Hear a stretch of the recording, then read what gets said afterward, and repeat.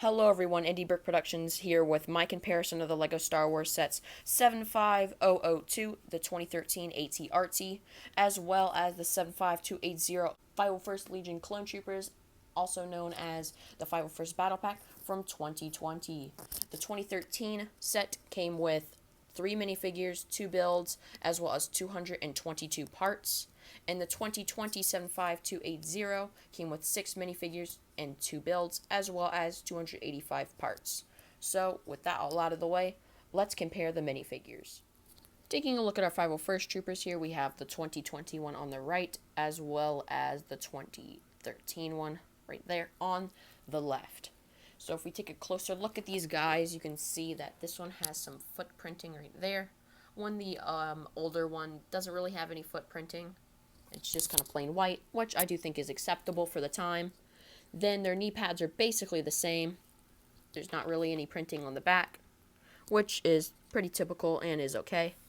If you can see, the 2021 does have a white hip piece when the older 2013 one has a black hip piece. I know that has been very controversial, but I do think it looks fine on the newer one because it is kind of a mixture of the Clone Wars and Episode 3. Taking a look at their torsos, one of the major differences and another huge discrepancy is that this guy has white arms and this guy has blue arms. I kind of like the white arms because it is a little bit more accurate, but I know that a lot of people do like to put the blue arms on the new 501st Troopers. So you can do that if you want, but I personally like the light white ones. Then if we take a look at their blue stripings on their torsos, you can see that this one's is a bit wider than the Clone Wars version. And then if we take a look at their helmets, I do like the new 2021 a little bit better because of these gray indents. If you can see them a little bit better from the side. When this one doesn't have any, you can see right there. And I also like the visor, how it's kind of more squinted and pushed together, so I really like that. And if I take off their helmets,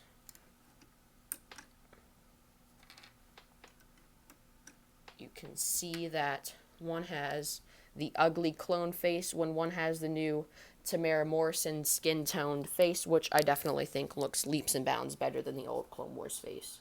And on the back, no secondary faces. And then the last thing I have to say is really they both just have medium blasters. So let's take a look at the battle droids. Taking a look at our battle droids here, I wanted to compare these two because they're kind of like the bad guys of the set. So let's take a look. For a 2020 501st Battle Pack, we got the B1 Battle Droid, which had 2 in the set. I think it's a nice inclusion, a nice extra inclusion that we didn't ask for in the 501st Battle Pack. It's the same one from 1999, all the way around, same mold, but I do think it's a nice addition to the set. But the cool thing about the 2013 ATRT set is that we got a Super Commando Battle Droid, which has the white markings on his face, so I really like him. He was exclusive to the set, only way you're going to get him. And he's identical to any other Commando Battle Droid, but he just has those cool white markings, which indicate that he is a leader. And then he just has his nice dark brown body, which has those Super Battle Droid legs. And I definitely have to give the nod probably to the 2013 ATRT because I do think that Super Commando Battle Droid is a bit cooler. And then the other 2 figures that really come in their sets is the little green guy Yoda and the 501st Jet Trooper. Now these can't really be compared, but I do think they're pretty equivalent in the figures wise because they both look pretty cool. So that's really all I have to say about those guys. And then here's a little 360 view if you want to see them in more detail. And yes, the Jetpack Trooper does have the same Tamara Morrison skin-toned face. You can see right there. If it's going to focus. If we do take a look at all the minifigures together from each of their sets, the 2020 version has 1, 2, 3, 4, 5, 6 minifigures, when the 2013 just had a measly 1, 2, and 3 minifigures. And also, it kind of did include this Droidica build, but I'm not going to really count that as a minifigure. It's more of a build to me. So, definitely, I don't know about you, but I'm definitely going to give the point to the 2020 501st Battle Pack because it does have a greater and larger minifigure selection for just $20 more back in the day, and now $40 more, or $40 less nowadays. So if you want to pick up this set, pick this one up, because this one you're basically going to get scammed nowadays. Taking a look at our two ATRT builds, we have the 2013 one right here and the 2021 right here. You can see that they both have movable legs and articulation, and this one does too. This one can't really be posed very well, when this one can be posed in multiple different walking stances, so this is definitely going to get a bonus point for playability, as well as the stud shooter in the front, which can just shoot off like so, and that's definitely going to give it props, as well as these Mino binoculars in the back, and this cool printed tile of a little control panel, when the older 2013 version just had a cannon that you can pretend fire, which does look more accurate, but it doesn't have a control panel, so that's kind of what's going to knock this set. And then there's some spaces to store some guns in the back, one right here, and on the older one right there. So I'm definitely going to have to give this ATRT from 2020 the higher nod. But if we move these guys out of the way and we look at the other two builds of their respective sets, we can see the Droidica, which doesn't really have a lot of value or playability to it. It's basically just maybe 20 pieces with a long gun, and it can't really roll or fold up very well, so that's definitely going to knock down the 2013 one in value, as well as the playability factor.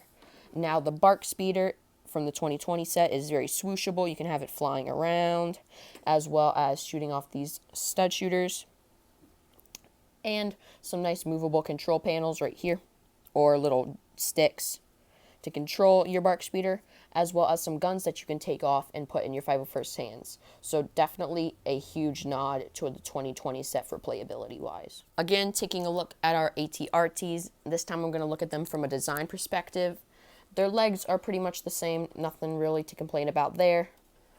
But whenever we get more towards the top of the build, in this middle section, the turret's fine on this one, but the turret's a bit lacking on this one. I do think that they should have added something. Do think they should have added a longer turret like they did for the 2019 20th anniversary Kashyyyk ATRT. And the funny thing is that this one's too short and the 2020 AAT is too long. So I just find that a bit funny. If LEGO could have just found a happy medium there, that would have been pretty good. But that's how it has to be. And then this is more wider, the shield part, when this is a bit skinnier.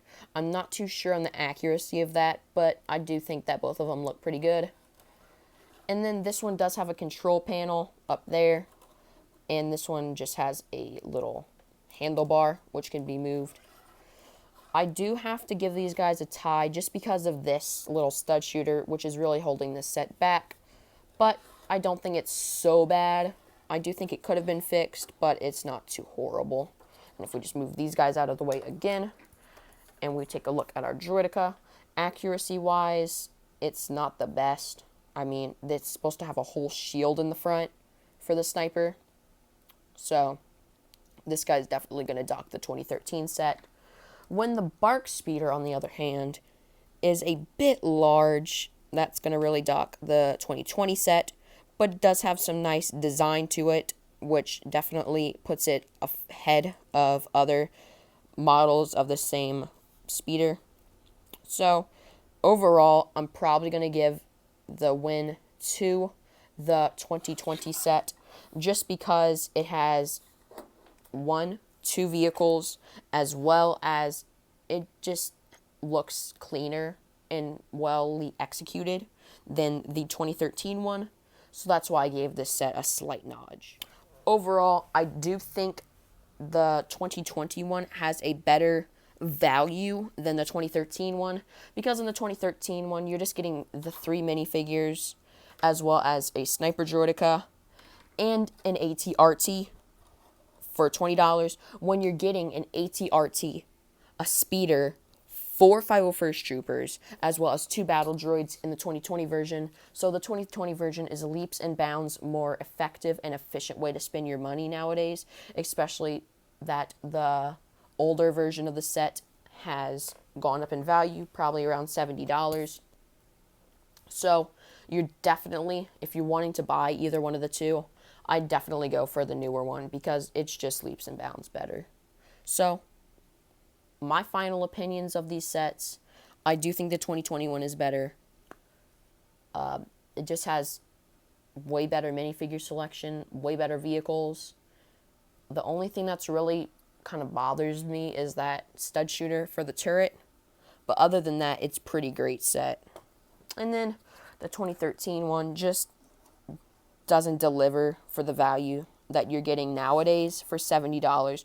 You're basically just getting this ATRT, this Droidica, as well as these 3 minifigures right here, and just one 501st Trooper instead of having the other 4. So that's going to do it for me today.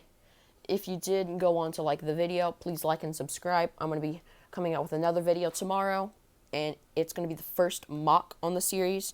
It's going to be of a 501st Bark Speeder. So if you want to take a look at that, I highly encourage you to do so. With that all out of the way, Indie Brick Productions is out, and bye.